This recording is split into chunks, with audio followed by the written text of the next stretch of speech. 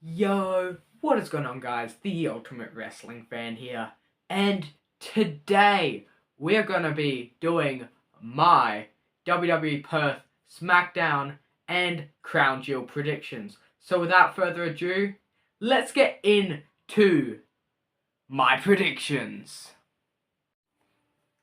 Okay, so now let's get into my SmackDown 2025 WA October, October 11th predictions. So, let's get into it. Aleister Black versus Damian Priest in a last man standing match. Honestly, it surprises me they're having this match here in Australia on a SmackDown. Personally, I believe this match should be at a PLE, but WWE does what WWE wants. So, personally, I really want Aleister Black to win because this is going to be the big blow-off match, but they're going to have Damian Priest win. That's what I believe. So I am predicting that Damian Priest is going to beat Aleister Black in this last man standing match. And then next up on the list, Stephanie Vaquer and Tiffany Stratton up against Julia and Kiana James. Obviously, they're doing this because Stephanie Vaquer and Tiffany Stratton have their Crown Jewel match the day after. They're doing the whole can they coexist storyline that they always do. They do it a lot. I feel like they should just give it a rest at this point. Just let them have a match. But anyway, obviously Stephanie Vaquer and Tiffany Stratton are going to win. They can't have them look weak going into their big match at Crown Jewel. So of course they're going to win this match.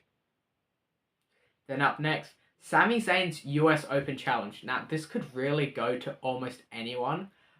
But I have a feeling they're just going to give it to an Australian just because we're in Perth, Australia.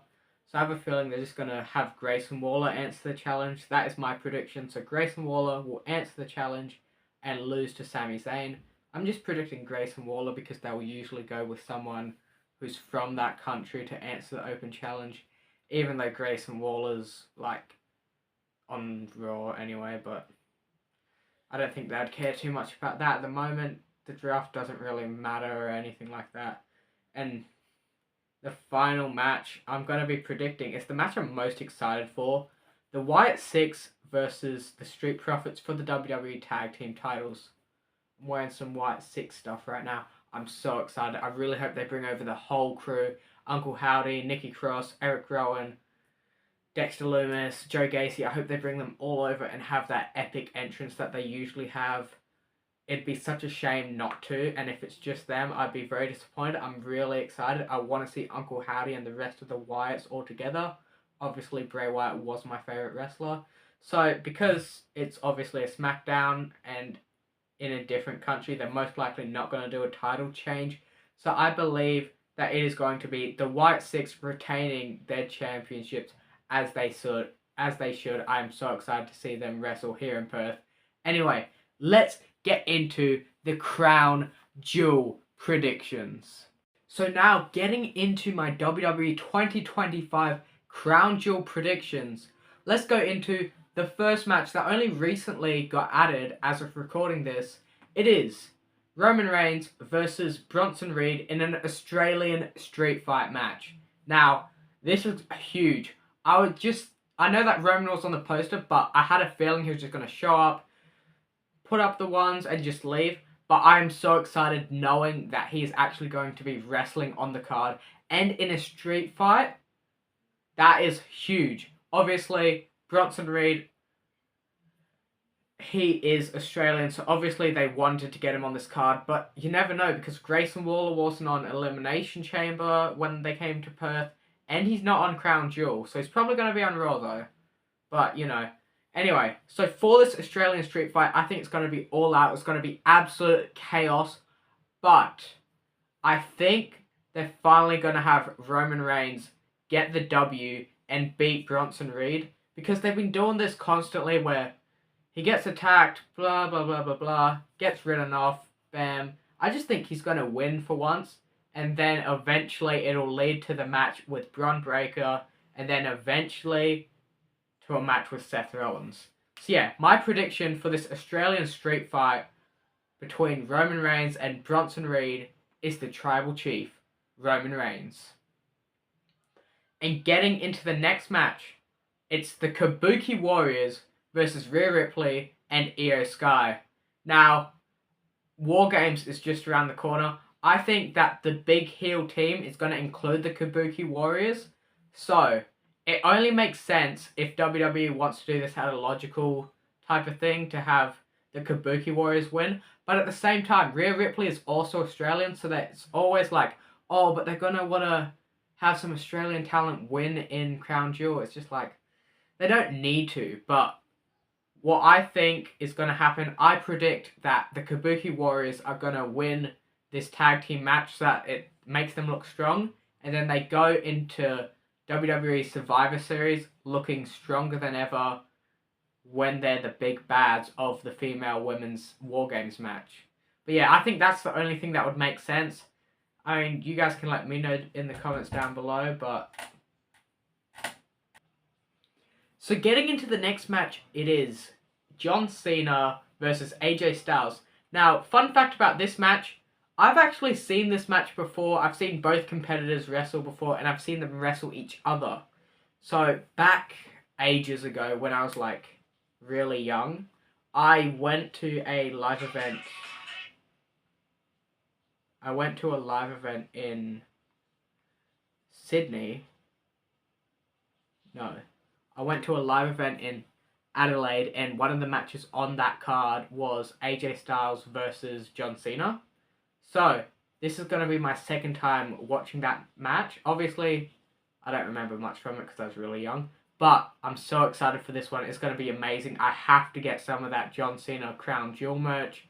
And yeah, so for this match, it's kind of unpredictable because Cena has been losing a lot of his retirement matches lately.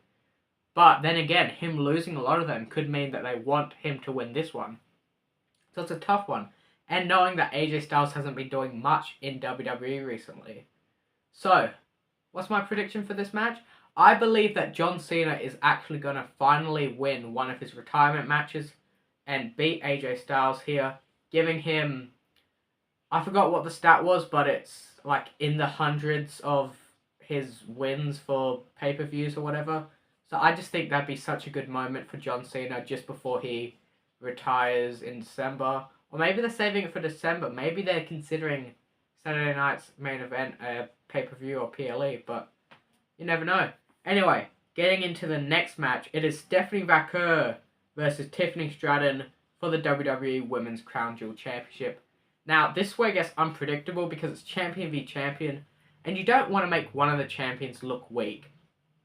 Now, obviously, Stephanie Vaquer just won her women's title, so you don't want her to lose because she just won it, loses her credibility straight away. But Tiffany Stratton is going on, like, I think it's a winning streak with the belt, so you don't know. It could be either or, but in my opinion, I think that Stephanie Vaquer is going to win this match and become the Women's Crown Jewel champion. And I just think that'd be what I personally want as well. I know I'm a bigger fan of Stephanie Vaquer than I am of Tiffany Stratton.